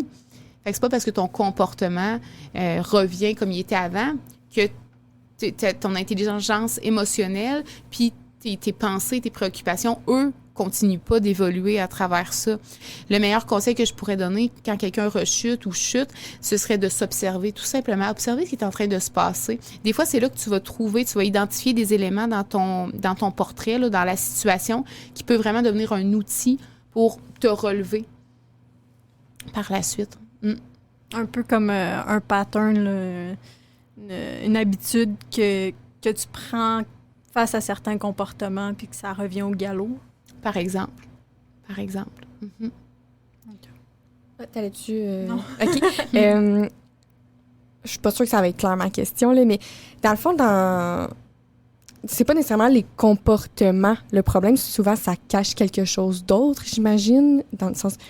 Mettons, l'outil, c'est comme la relation avec la nourriture, mais ça peut cacher des émotions ou justement la difficulté avec l'estime de soi. Je sais pas si c'est clair ce que j'essaie de dire. Bien, je vais te dire, ce que tu essaies de dire, c'est que dans le fond, les comportements dysfonctionnels sur la nourriture, c'est le symptôme de problématiques plus profondes. Oui, c'est ça que j'essaie de dire. Ah bah c'est ça. Qu'est-ce qu'on travaille avec ces personnes-là? Dans le fond, j'imagine... Mettons les thèmes, là. Exemple, j'imagine que l'estime de soi, on la travaille beaucoup à travers ça. Ça serait quoi les autres choses là, qu'on va travailler? Bien, les autres recommandations, ce serait de travailler... sur les pensées dysfonctionnelles. Mm-hmm. Donc, je me sens nulle, je suis grosse, je peux pas être aimée si je prends du poids, si je suis mince, je vais être appréciée par mon milieu de travail, etc., etc. Toutes sortes de pensées comme ça ou de croyances, même voire de croyances erronées. Moi, je dis jamais des fausses croyances, parce qu'une croyance, c'est une croyance. C'est pas faux, c'est ta croyance, là. Sauf que c'est erroné par rapport à la réalité. Fait qu'il y a toutes sortes de pensées comme ça, de cognition sur lesquelles on peut venir travailler sans nécessairement changer les pensées, mais en les acceptant sans y répondre. C'est ça la différence. Ça, c'est très, très issu de la thérapie ACT, là, la thérapie d'acceptation et d'engagement. Ça fait un peu contraste avec les thérapies cognitivo-comportementales deuxième vague là, qu'on appelle, où on essaie de changer les pensées pour des pensées plus adaptées, là, plus adéquates. On peut utiliser ça, on sait que c'est efficace, mais ce qui est efficace, une autre stratégie par laquelle on peut passer, c'est de passer par, sans changer les pensées, arriver à les observer sans essayer de les chasser. Parce que tu sais, quand on a une pensée plus difficile, comme par exemple, je suis incompétente, mes collègues m'aiment pas, ça va revenir même si tu essaies de la changer en pensée positive. Puis la TCC deuxième vague, c'est pas de changer en positif, là, mais tu sais, des fois, on entend ça, ce message-là, là, tu essaies de changer ça en quelque chose de plus positif. Ben non, en fait, parce que ça va revenir. Tu vas te coucher le soir dans ton lit, puis si tu regardes pas ton cellulaire pour éviter tes pensées difficiles puis tes émotions, elle va revenir, cette pensée difficile-là. Tu vas tout le temps être pris à essayer d'éviter par toutes sortes de moyens tes émotions, justement en regardant ton cellulaire pour pas trop vivre de quelque chose de difficile à l'intérieur de toi. Fait que ça fonctionne plus ou moins d'essayer de chasser ce qui est difficile. Fait que la thérapie ACT, ce qu'elle nous amène à faire, c'est d'observer simplement les pensées en essayant de les voir comme les pensées, c'est pas des faits. Les pensées, c'est juste toutes sortes de trucs qui se passent, d'interprétations que notre cerveau fait, qui a plus ou moins d'allure. Des fois, ça a plus d'utilité, certaines pensées, mais des pensées dévalorisantes, souvent, c'est pas très utile. Fait que ça, on peut choisir de pas répondre à ces pensées-là, puis de plutôt agir en lien avec des pensées plus constructives. Fait qu'on va travailler sur les pensées, on va travailler sur les émotions, gérer nos émotions, réguler nos émotions d'une façon plus adaptative que de manger ou que de pas manger, ou que, en tout cas... on va travailler sur les perceptions corporelles. Donc, comment est-ce qu'on peut travailler sur notre insatisfaction corporelle? Par exemple, en justement enlevant des médias sociaux qui nous amènent toujours le même type de corps, là, très, très mince, maigre, puis qui valorisent la minceur, pour les changer pour des comptes qui n'ont pas rapport avec l'apparence physique. Ça peut être des comptes de bouffe, des comptes d'art, des comptes en lien avec ce que tu aimes. Moi, je suis des comptes sur Instagram Excel. Moi, ça, je trouve ça trippant. Encore une fois, ça, c'est la chercheure en moi. Des comptes Excel. Oui, tu sais, Excel, Microsoft Excel. Okay. Il y a plein de gens qui font des espèces de tutoriels. Puis ils te donnent des trucs. Par exemple, est-ce que vous avez un ami qui passe son après-midi à rentrer les je sais pas moi, les chiffres associés à la bourse toute l'après-midi? Ah, ben là, vous avez une fonction pour que ça se mette automatiquement dans Excel. Ou par exemple, mais là, vous autres, chez Calax, peut-être vous avez des traitements de Excel à faire. Des fois, ça va peut-être vous être utile. Tu sais, par exemple, t'as sur la même ligne le nom de famille, le prénom, le nom, la date de fête, mettons. Puis là, il faut que tu splits ça en 3 colonnes. Mais là, il te donne un truc pour faire ça en 2 secondes. Moi, ça, je trouve ça trippant. Fait que c'est une aparté qui n'a aucun rapport, mais qui est intéressante pour certaines personnes. Donc, tu sais, de changer les comptes où on te présente toutes sortes de corps très minces qui répondent à un seul standard là, de la société pour des comptes qui correspondent à ce que tu aimes, à ce qui t'intéresse, mais tout le monde ne s'intéresse pas aux mêmes choses. Donc, ça peut être une façon de changer justement, de travailler sur les perceptions corporelles, justement. Après ça, on va travailler sur les sensations corporelles, donc se connecter à ces signaux de faim, de satiété, se connecter à ces signaux de douleur puis de fatigue quand on fait du sport, par exemple, pour être capable de moduler l'intensité, la fréquence de la pratique sportive ou des exercices physiques. Après ça, on va travailler sur quoi? On va travailler sur les occupations. Donc, qu'est-ce que je mets dans mes journées, dans mes semaines comme activité, comme occupation? Donc, si j'ai pas d'occupation, si je suis tout le temps à la maison toute seule, bien, peut-être qu'on pourrait travailler à nourrir l'horaire, les routines, pour qu'il y ait d'autres choses que juste du temps pour penser à la bouffe, tu sais. Fait que occupation, perception, sensation, émotion, pensée, c'est tous des éléments sur lesquels on peut travailler. Voilà. Okay. Et, mon Dieu, je suis comme... j'absorbe là, tes paroles, puis je sais plus ce que je veux dire. C'est bien correct. Prends ton temps. Oui, dans le fond, je trouve souvent, là, on est mêlés dans... OK, je veux manger plus sainement. Fait que là, c'est quoi plus sainement? Mais là, ça, c'est rendu dans un extrême. Fait que, tu sais, on dirait...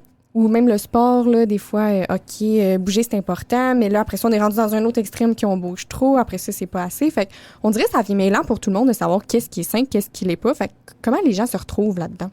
Ah, mon Dieu, c'est tellement une bonne question. Là. C'est tellement dur de se retrouver. Là. Déjà, c'est vraiment difficile. Je pense que faut peut-être changer comment je fais pour me retrouver à comment je fais pour me retrouver. Là, c'est la même affaire. Il faudrait voir les gestes, mais plutôt que d'essayer de se retrouver là-dedans, comment moi, je peux me trouver comme personne? C'est quoi mes besoins? Ce que je veux dire, c'est quoi mes besoins à moi? Est-ce que moi, j'aime ça faire de l'activité physique beaucoup? Je suis un sportif, je me définis comme ça, OK, fine. Mais peut-être que moi, je suis une personne qui aime la lecture, qui aime les activités plus calmes, qui aime contempler des paysages, faire de la peinture, faire des casse-têtes, jaser tranquille dans un café avec mes amis. C'est plus ça qui me fait triper que d'être toujours en mouvement. Bien là, peut-être qu'on peut s'adapter à nos propres besoins. On peut trouver des activités pour bouger, mais sans nécessairement viser de faire un ultra-marathon, là. Fait qu'il faut comme faut réguler notre mouvement corporel en fonction de nos envies, de nos préférences. Fait que c'est sûr qu'on le sait que dans les études, ça c'est bien démontré que le fait d'être sédentaire, c'est sûr que c'est une habitude de vie qu'on essaie de changer pour bouger un petit peu plus. Hein. Bouger, ça va être associé à une meilleure santé cardiovasculaire, par exemple, ou métabolique en général. Pas pour tout le monde. Il y en a qui peuvent vivre jusqu'à 112 ans sans avoir bougé de leur vie puis en ayant mangé du McDo toute leur vie. Il y a toutes sortes de cas de figure. Là. Mais en général, dans les études, ce qu'on nous dit, c'est que ça pourrait avoir ça pourrait être un facteur là, associé à une santé optimale. Donc, de bouger. Mais bouger, c'est pas de faire 2 heures de sport par jour. Là, ça peut être de prendre une marche par jour. Ça peut être de dire, moi, je bouge pas, mais je vais commencer en faisant des petits pas. Je vais aller, puis là, c'est le cas de le dire quand on parle de marche, là, mais je vais sortir dehors, puis je vais me dire, je vais prendre 3 marches par semaine, ou même juste une marche par semaine, 10 minutes, par exemple. Puis là, je vais me rendre compte que, mais mon Dieu, ça me motive à y retourner parce que j'ai aimé mon expérience. Ça m'a permis de me calmer, ça m'a permis de prendre l'air. Je me sentais vraiment plus concentrée après ma marche de 10 minutes. J'ai pu continuer à travailler après, puis j'étais plus focalisée sur mon travail.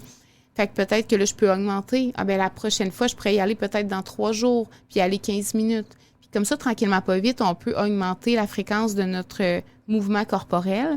Puis ça peut être des mouvements qui soient plus doux, qui soient plus intenses. On peut diversifier aussi le mouvement en fonction de nos préférences encore, puis de nos envies. Fait qu'on peut faire du yoga, on peut faire du vélo de route. Tu sais, ça dépend de nos préférences. On n'est pas obligé d'être dans l'intensité tout le temps quand on fait de l'activité physique. C'est pas ça la recommandation là, d'aller au gym 4 fois par semaine. La recommandation, qui est soutenue par la science, là, c'est de bouger, mais de bouger de façon modérée, tu sais, à intense. Mais là, après ça dépend de nos préférences, encore une fois, là, tu sais. Fait que c'est vraiment de s'écouter, dans le fond. Qu'est-ce qu'on aime faire. Oui, tu sais, il y a les recommandations, tu sais, de bouger, là, tu sais, à tous les jours, 20-30 minutes par jour. Mais après ça, autour de ça, on peut se dire, puis tu sais, bouger dans les recommandations, c'est modéré, là. Ça veut dire, ça peut être de prendre une marche, ça peut être d'aller jouer au badminton, ça peut être de jouer au ping-pong, ça peut être toutes sortes d'affaires, là. Puis, c'est ça, fait qu'autour de ces recommandations-là, ben là, c'est là qu'on peut se mettre de la flexibilité. Et là, on peut se dire, ben là, c'est pas nécessairement 6 fois cette semaine ou 7 fois, ça va être 3, puis c'est bien correct, là, ça sera ça cette semaine, puis voilà. Puis est-ce qu'on peut se dire aussi, admettons, on dit 20 à 30 minutes, ben on le sépare en une journée complète, fait que 5 minutes par heure, je vais aller faire un petit tour de la maison pour bouger un peu, m'étirer un peu, puis à la fin de la journée, si je m'entraîne, mais si je me promène un peu dans la maison pendant 5-6 heures, ben ça va faire 30 minutes en tout. Puis... Oui, c'est ça, tu sais, on peut additionner. Puis après ça, ben là, ça devient technique. Fait que, tu sais, je pense un kinésiologue, par exemple, bienveillant, là, qui est dans une approche plus de mouvement intuitif, ça pourrait peut-être être intéressant pour vous. Il y en a plein, il y en a de plus en plus des gens qui travaillent en kinésio, parce que là, mes connaissances commencent, là, plus on avance, là, plus ça commence à être un peu plus précis dans cette discipline-là. Fait que j'ose moins me prononcer, mais... avec les minutes puis tout ça, là, j'ose pas trop, mais si jamais vous voulez recevoir quelqu'un qui est kinésio, qui travaille en mouvement intuitif, là, j'ai des noms, fait que je pourrais vous donner le nom de personnes qui pourraient venir vous parler des recommandations en termes de mouvement, là. Ouais. Ça pourrait être intéressant, c'est sûr. Mais, tu sais, j'aimais ce que tu disais, tu sais, la recommandation, c'était l'affaire, mais moi, je trouve ça trop, fait que je vais faire moins, parce que souvent, on a quand même une vision de tout ou rien, là. Ben là, tant qu'à aller marcher une fois semaine, j'irai pas partout. Mais c'est pas nécessairement ça qui est... Ben, je sais pas comment dire. Parce que dans le fond, ma question, c'était vraiment qu'est-ce qui est sain, qu'est-ce qui devient plus. Puis on le sait plus, on est où là-dedans. Mais tu sais, dans le fond, justement, c'est juste de faire qu'est-ce qui nous plaît, là.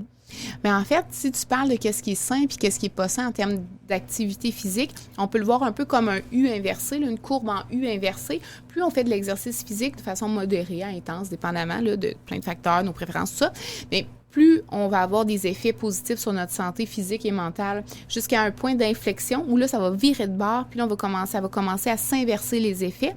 Donc là, on va rentrer dans une zone où on est dans l'exercice physique peut-être excessif ou problématique. Quand on parle d'exercice physique problématique, c'est quand on est très rigide, par exemple. Donc, même si j'ai mal au genou, moi, y aller courir pareil parce que je m'étais dit que j'allais courir tous les jours cette semaine, puis je passerai pas une journée. Hein? Ça peut être d'être rigide en termes de, comme tu dis, je peux pas aller faire du sport juste une fois par semaine. Ça sert à rien. T'sais, c'est comme, il n'y a pas de nuance. Mais oui, je peux y aller. Ça sert à quelque chose. Ça sert que je vais me sentir mieux après, puis je vais me sentir bien pendant avec mes amis, tout ça. Fait que la rigidité, ça, c'est un indicateur que ça a peut-être basculé de l'autre côté. Le fait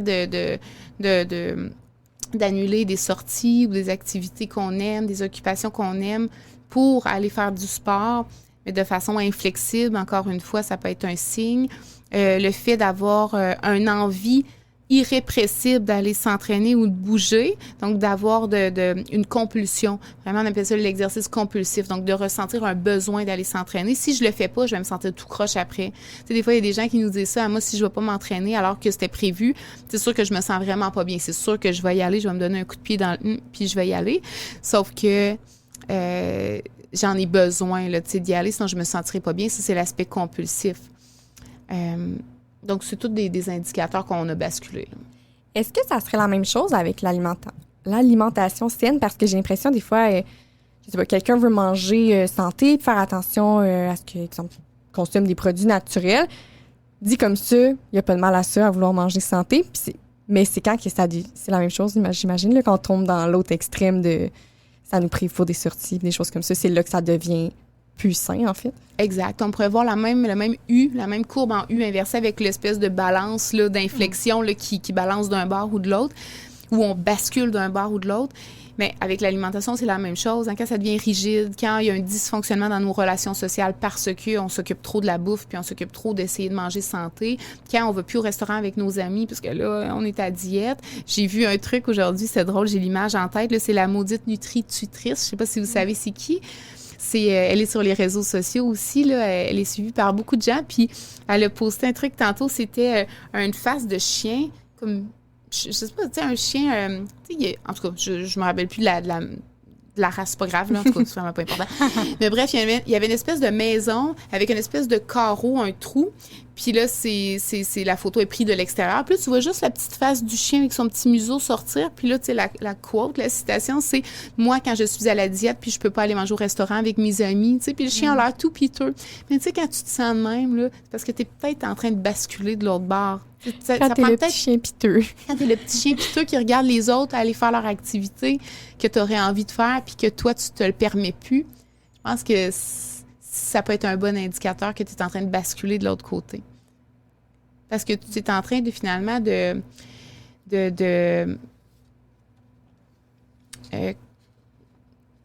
en train de faire des compromis sur d'autres sphères d'importance de ta vie. Tu es en train de sacrifier des choses qui sont importantes pour toi. Ça peut être un signe aussi.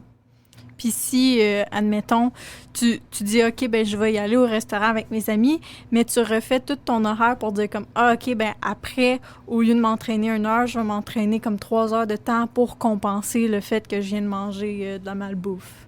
Vraiment. Ça aussi, c'est un signe. Hein, comment je vais compenser ce que j'ai mangé, comment je vais prévenir ce que je vais manger. Fait que je m'empêche de manger toute la journée parce que je sais que je vais au restaurant ou c'est ça, le lendemain. Tu sais, quand on entend des commentaires comme ah, mon Dieu, il va falloir que j'aille courir demain matin ou bien waouh, je sais pas comment je vais faire pour perdre ces calories-là ou tu sais, ça, c'est toutes des phrases plusieurs personnes disent sans trop s'en rendre compte, mais c'est des phrases qui indiquent qu'il y a de la compensation. Donc, ce qui entre, il faut que ça sorte. C'est un peu ça. Ça, c'est de la compensation.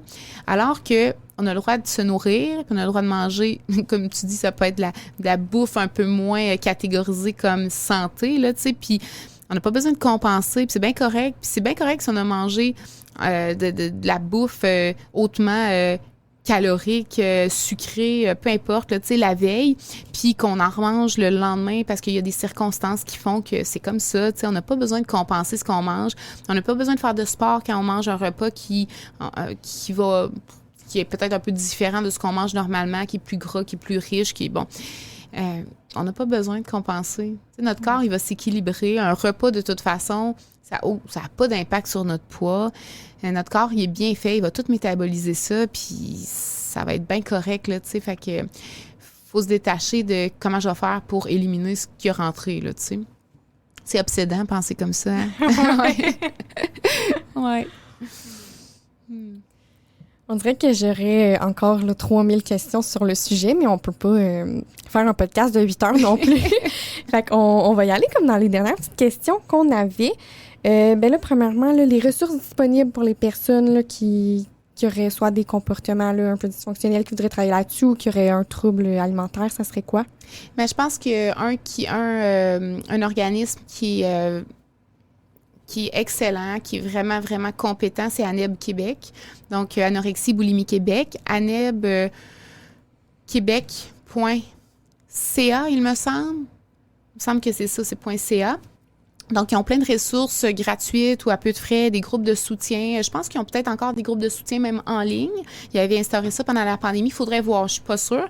Sinon, c'est des groupes de soutien, c'est ça, en groupe. Il y a des groupes de soutien ouverts, donc tu arrives, tu n'as pas besoin de donner ton nom.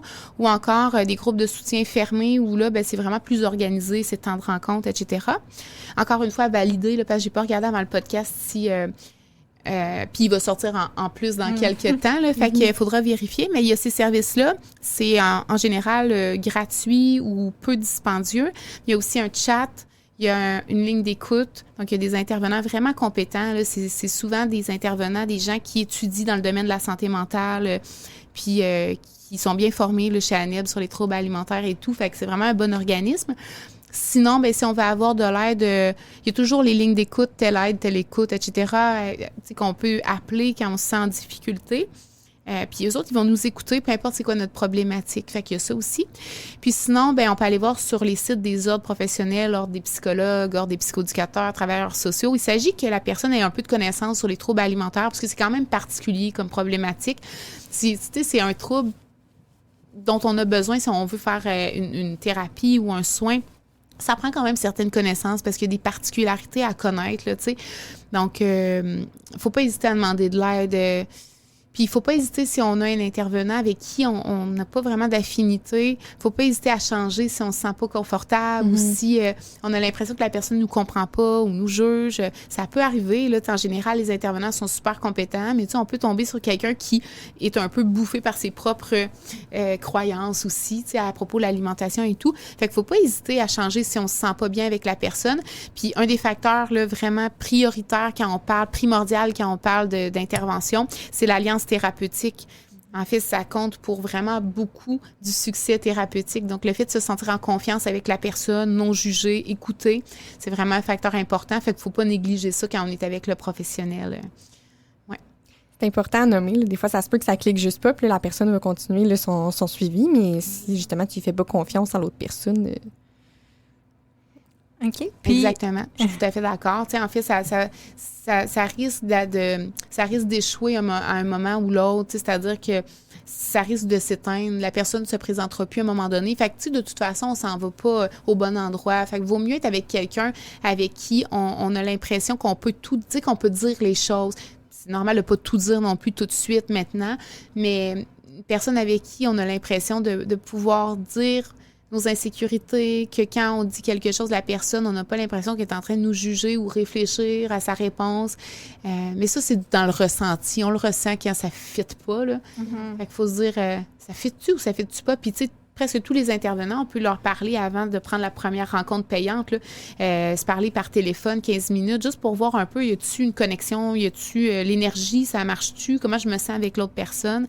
Des fois, ça marche pas, puis on rappelle pas, c'est pas grave, là. Tu sais, on en appelle un autre, puis on jase encore 15 minutes, puis si ça marche pas, ben on passe au suivant, puis à un moment donné, j'aurais le goût d'essayer avec cette personne-là, let's go, on y va pour une séance, puis ça a-tu bien marché?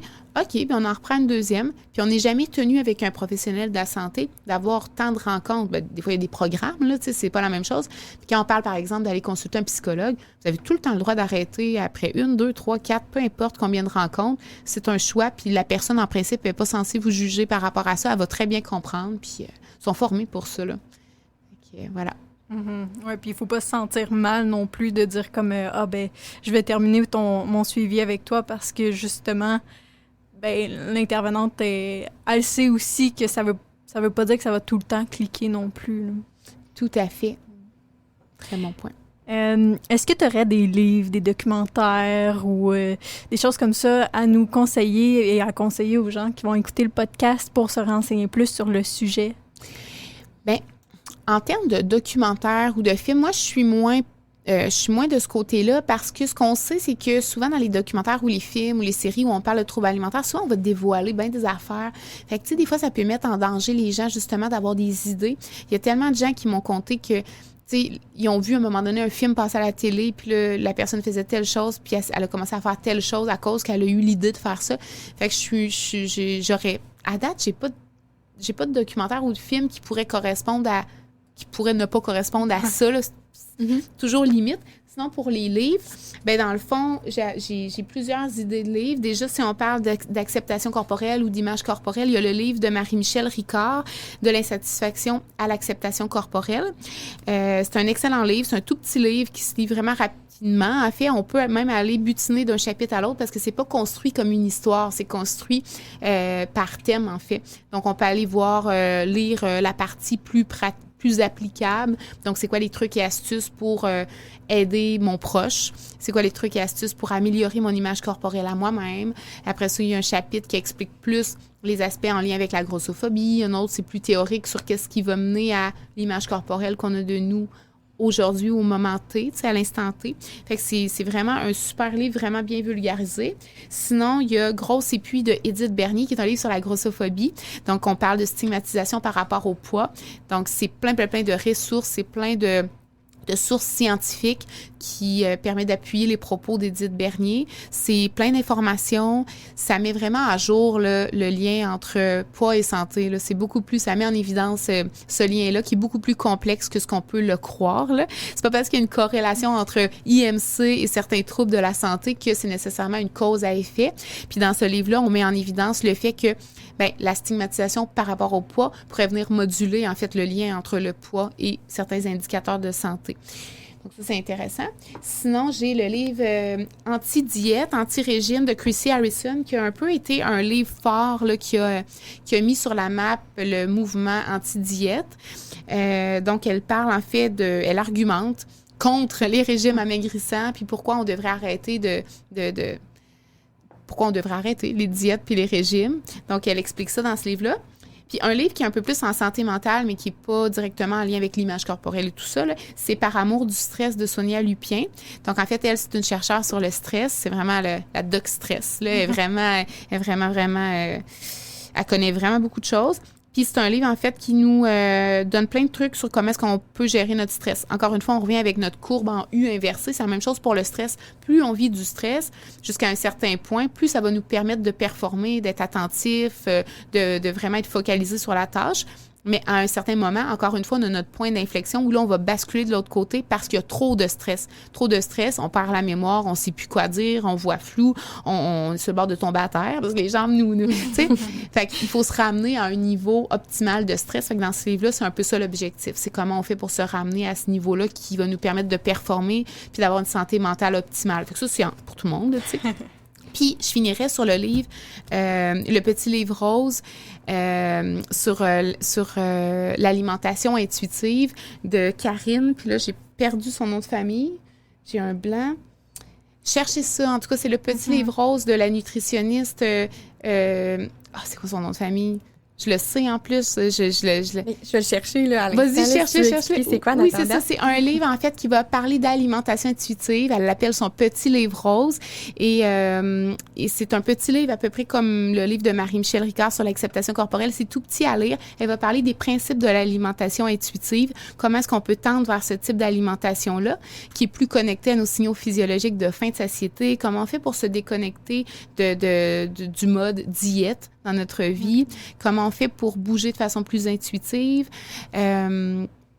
etc. Donc, c'est quoi son nom de famille? Je vais juste confirmer si c'est celui-là. Oui, exactement. Okay. Karine Gravel. Oui, Gravel, ben oui, exact. Merci beaucoup. Là, j'ai été obligée de faire de la place dans ma bibliothèque. Ça a l'air tout trop intéressant. Merci beaucoup là, pour tes suggestions. Sinon, est-ce qu'il y avait... t'avais-tu des séries... ou des choses comme ça, pas vraiment, là, avec ce que tu mets tantôt? Pas vraiment. J'en ai pas vraiment vu qui pouvaient être axés sur les facteurs de protection nécessairement. J'ai pas eu d'idée par rapport à ça. Fait que non. Ouais. Moi non plus, j'en avais pas qui me venaient en tête. Non, c'est vrai. Ça aurait pu. Puis sinon, où est-ce qu'on peut te retrouver? On peut me retrouver sur les réseaux sociaux. Je trouve ça drôle de dire ça. C'est vraiment nouveau pour moi. Mais en fait, je fais des capsules de prévention pour les troubles alimentaires. Donc, ça fait pas longtemps, dans le fond, tu fais ça? Non. OK. Non, ça fait depuis... J'ai fait mon premier TikTok en janvier. Ah. Puis avant ça, j'avais jamais vu ça, TikTok. En fait, j'étais allée 1 ou 2 fois. Puis là, je voyais... les images de gens bouger drôlement, là. Tu sais, ça fait comme des gifs, là, avec tes vidéos. Puis là, j'étais là, mais qu'est-ce que c'est que cette plateforme-là? Je comprenais rien. Puis je me rappelle pas pourquoi j'ai eu l'idée de faire un TikTok. Je sais pas pourquoi, je me rappelle pas. Mais bref, j'ai commencé ça. Puis un après l'autre, ben là, ça fait des centaines de TikTok que je fais. Fait que je fais de l'éducation psychologique à la population par rapport aux questions entourant l'image corporelle, les troubles alimentaires, la grossophobie, tout ça.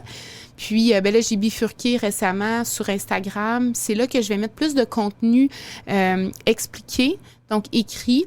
Donc, par exemple, je sais pas moi, 5 conseils pour aller vers l'acceptation corporelle. Ben là, il va y avoir, par exemple, 6 pages dans le carrousel où là, j'explique un peu plus en détail versus ce que je fais sur TikTok où là, c'est vraiment plus rapide puis grossier, là, on va dire.